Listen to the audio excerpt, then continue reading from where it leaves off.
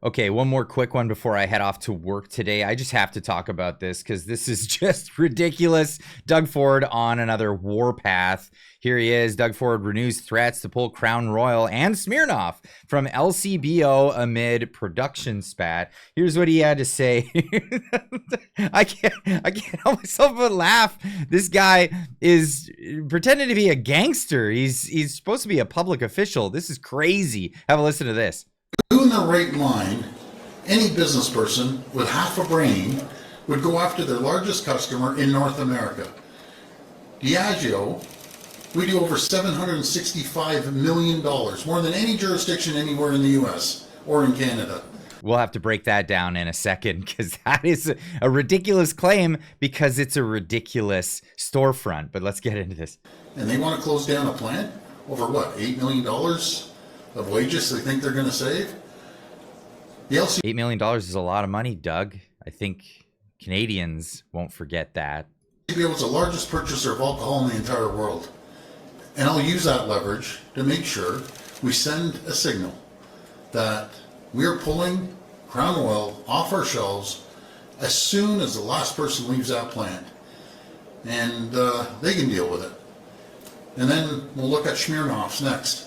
Okay, let's not forget that Crown Royal is a Canadian-produced whiskey. It is produced in Manitoba, and there's bottling plants in Quebec and different places in Ontario. And this is really all over the one bottling plant, a small bottling plant that's in Amherstburg, Ontario, that they said that they're going to shut down, and they're going to move that operation to the United States because they're going to bottle for the U.S. market in the United States so that they don't have to pay the tariffs or any of these fees going over the border per unit. They could do it per unit of barrels. I'm assuming that would make a lot of sense. But here he is making crazy threats that are unreasonable to a Canadian company that operates largely in Canada and isn't moving their operations out of Canada, just out of one part of Ontario. And now he's introducing Smirnoff now into the mix because I guess it's the same overarching company.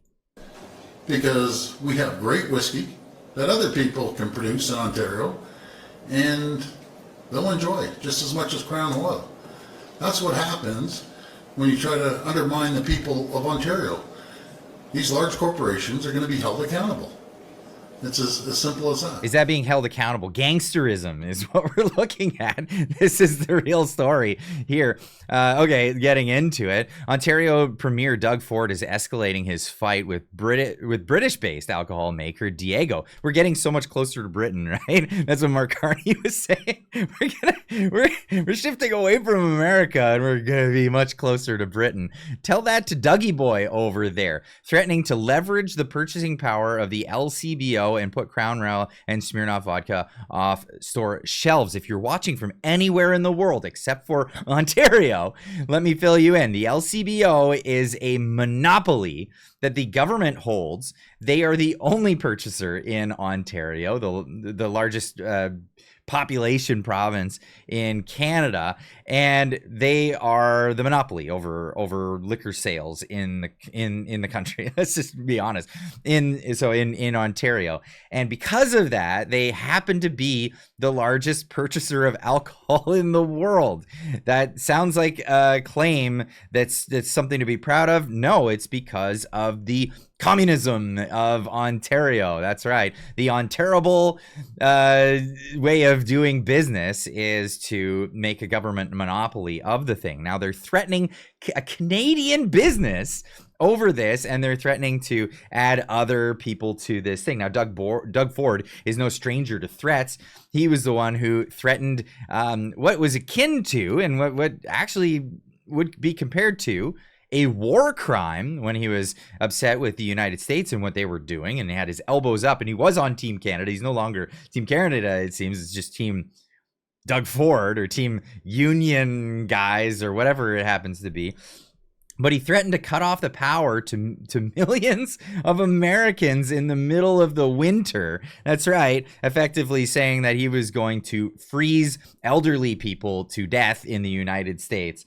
That's right. That's what he said he was going to do. Ford has been on a warpath against the company after it announced the closure of a bottling plant in Amherstburg, currently scheduled for February 2026, affecting 170 employees and potentially impacting the local economy, because of that. Now, there are other things that could be impacting the local economy, like, I don't know, GM is moving production from Oshawa to Indiana.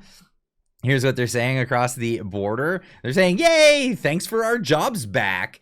In fact, GM is an American company, and they're moving their process back to America under the guise of what Donald Trump has been pushing forward. And it's happening at a giant scale. More exodus out of Canada. GM is cutting hundreds of jobs in Oshawa, Ontario, as it is moving production to Indiana. Hundreds of jobs impacted. And if you account for downstream jobs, it will be over 1,000 employment losses in Canada. Ouch. That's the reality of it. Doug Ford, are you going to be cutting off GM from operating their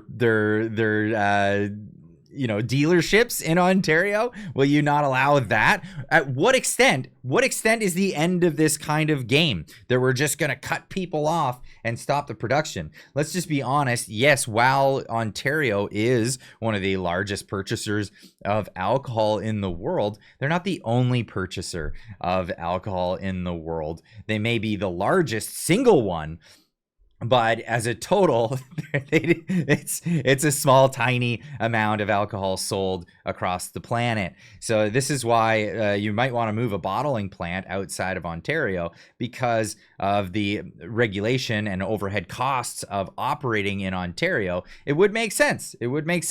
And these threats, they're not going to help them long term as companies keep moving out of Ontario. All that's happening here is he's sending the signal that this is not a friendly place for business.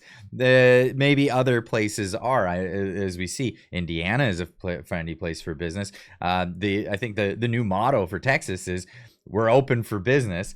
I'd love to hear what you guys have to say about this, because this is absolutely ridiculous across the board to be threatening Canadian businesses, even if they're under an umbrella that's from Britain, which apparently we're supposed to be best friends with anymore because we're cutting off all our ties to the United States, which again is a stupid thing to do. But I'd love to hear what you guys have to say about this in the comment section down below.